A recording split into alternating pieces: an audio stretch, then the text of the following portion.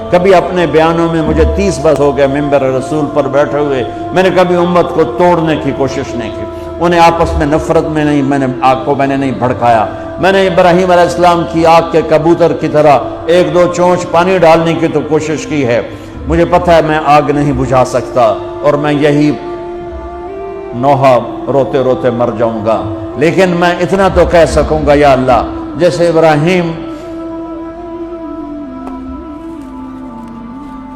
جیسے کبوتر نے پانی گرایا تھا، کبوتر کو بھی پتا تھا کہ میرے 2 چونچ پانی نال کچھ نہیں بڑھنا، ایڈی وڈی آگ نے تو ہی بجھاونا ہے، لیکن وہ کتنا محبوب بنا کہ کبوتر ایک پسندیدہ پرندہ بن گیا۔ پوری دنیا میں کبوتر سے پیار کیا جاتا ہے، پوری دنیا میں، اور بیت اللہ اور مسجد نبوی میں کوئی پرندہ نظر آتا ہے تو کبوتر نظر آتا ہے۔ یہ وہ عزت ہے جو اس نے 2 چونچ پانی گرایا تھا کہ اللہ اس آگ نمرود کی آگ کو بجھا دے۔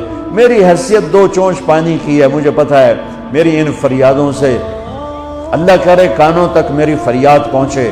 تم نوجوان، میری نسل، میرے بچے بیٹھے ہو، یہ دیکھو میں جھولی پھیلاتا ہوں، میں ہاتھ جوڑتا ہوں، امت بن کے رہو، امت بن کے رہو، امت بن کے رہو۔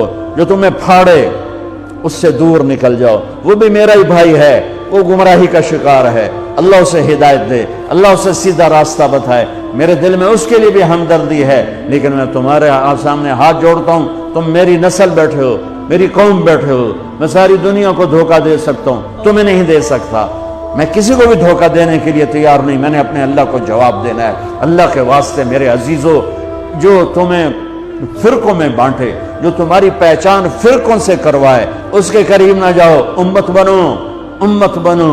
وعدہ کرتے ہو میرے ساتھ؟ وعدہ کرتے ہو؟ ہم کون ہیں؟ مسلم، بولو۔ ہم کون ہیں؟ مومن۔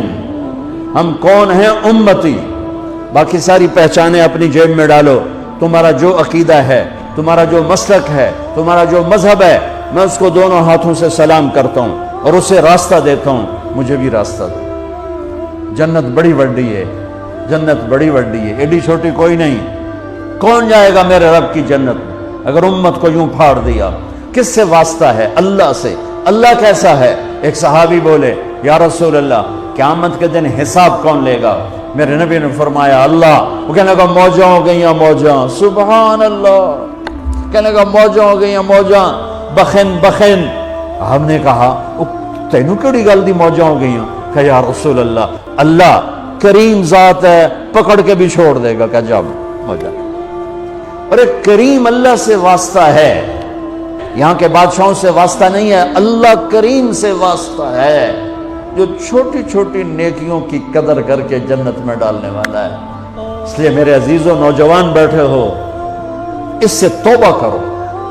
تم جس مسلک کے ہو تمہیں مبارک، لیکن اللہ کے واسطے اوروں کو بھی مسلمان سمجھ کے ان کے سینے سے لگنا شروع کرو۔ نفرت اتنی بڑھ گئی ہے، سلام نہیں کرتے، سلام کا جواب نہیں دیتے، ہاتھ نہیں ملاتے کہ نکاح ٹوٹ جائے گا، جنازوں تک میں شرکت نہیں کرتے۔ میں کیا کروں؟ کہاں سے آنسو لاؤں؟ کہاں سے فریادیں لاؤں؟ کہاں سے درد میں بھری ہوئے نوحے لاؤں جو تمہارے دل کی دنیا کو بدل سکیں، تمہارے کانوں کے پردوں سے ٹکرا سکیں؟ عجیب لوگ ہو، نہ قرآن پڑھتے ہو، نہ نبی کی زندگی پڑھتے ہو۔ اللہ کے واسطے اللہ اپنے رب کا قرآن پڑھو، اپنے نبی کی زندگی پڑھو، صحابہ کی سیرت پڑھو، اہل بیت کی زندگی پڑھو، تمہیں خود پتہ ہو۔